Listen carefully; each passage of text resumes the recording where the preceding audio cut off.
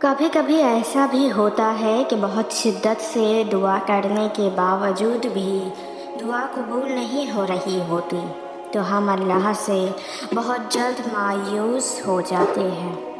تو جان لو کہ آزمائش کے دوران اکثر اللہ اس چیز کو دور کر کے آزماتا ہے تاکہ تم اس کو پانے کے لیے تڑپ اٹھو اور اپنے رب کے قریب ہو جاؤ۔ اور آزمائش تو ہوتی ہے اسی چیز کے لیے جو انسان کو جان سے بھی زیادہ عزیز ہو اور جسے کھونے سے وہ ڈرتے ہیں۔ اللہ تعالیٰ کبھی بھی اپنے بندوں کو اس کی طاقت سے زیادہ نہیں آزماتا۔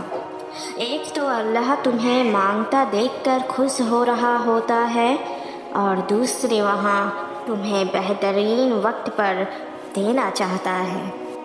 جب بھی ہمارے الفاظ ختم ہو جائے اور آنسو اللہ کو ہمارے حال دل بیان کرنے لگے، یہی تو صبر کی آخری حد ہوتی ہے۔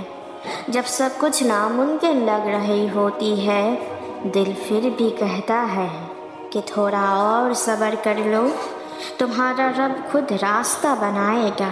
تمہاری دعا کو اللہ پہلے ہی قبول کر لیتا ہے اور پھر آزمائش میں ڈالتا ہے تاکہ دیکھ سکے تم اس پر یقین کی کس حد تک جا سکتے ہو۔ تم سوچتے ہو کہ اللہ تمہارے درد سے واقف نہیں، ارے وہ تو راتوں میں تمہاری آنکھ سے آنسو اور تڑپ کر مانگی ہوئی دعاؤں کو بھی جانتا ہے، تمہارے ایک ایک سجدے کو بھی جانتا ہے۔ بس وہ چاہتا ہے کہ یقین رکھو، کیونکہ تمہارا صبر اور یقین کن کی منزل تک لے جاتا ہے۔ وہ تو انتظار میں ہے کہ میرا بندہ مجھ سے مانگے، وہ دینے کے لیے بہانے ڈھونڈتا ہے۔ تو پھر تم مانگتے ہوئے کیوں تھک گئے ہو؟ جب بھی دعا کرو تو پورے یقین کے ساتھ کرو، یہ سوچ کر کہ میرا رب مجھے لازمی دے گا، اگر مگر کچھ نہیں۔ جب تم اپنے رب کو پکارو تو یہ ہو ہی نہیں سکتا کہ تمہارا رب اپنے بندے کی پکار نہ سنے۔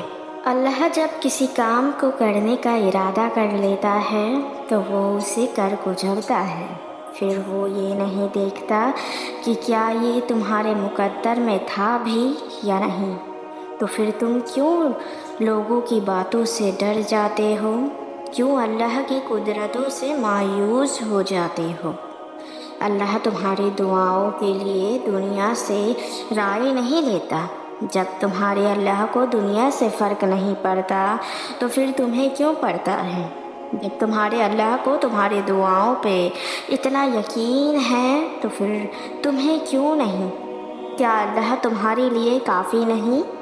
یہاں اللہ خود تم سے سوال کر رہا ہے کہ کیا میں تمہارے لیے کافی نہیں؟ کیا میری رضا تمہارے لیے کافی نہیں؟ تو پھر اس سے بڑی قبولیت کی دلیل اور کیا ہو سکتی ہے؟ معجزے کرنے والے سے بہتر تمہیں معجزوں کا یقین اور کون دلا سکتا ہے؟ جیسے تمہارے اللہ کو بس تمہاری دعاؤں سے گرج ہے، ویسے ہی تمہیں بھی بس اللہ کی رضا سے گرج ہونی چاہیے۔ لوگ پھر جو بھی کہیں، جیسے اللہ تمہارے مانگنے پہ شک نہیں کرتا، ویسے ہی تمہیں بھی اس کی عطاؤں پہ شک نہیں ہونا چاہیے، کیونکہ جس کے ساتھ اللہ ہو اس کی نصیب کو کیا دونوں جہاں کی طاقتیں بھی مل کر نہیں ہرا سکتی۔